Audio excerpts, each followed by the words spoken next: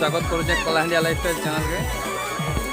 इटा होचे देखन कलाहांडी जिला चपाटना ब्लॉक जेनटा कि पुराखोल गाने में आछे एटा जेनटा कि माँ माउली यात्रा चली है। तो माँ माउली यात्रा के आप स्वागत करुचे। देखन केते दूर नु आसिकर लोग इने यात्रा रे एंजॉय करुछन।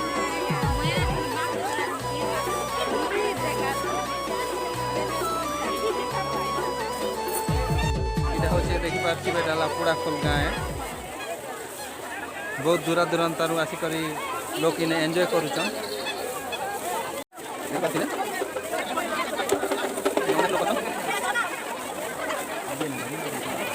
अनेक लोग एंजॉय करुछन यात्रा के मामा यात्रा के पुराखोल गाँ।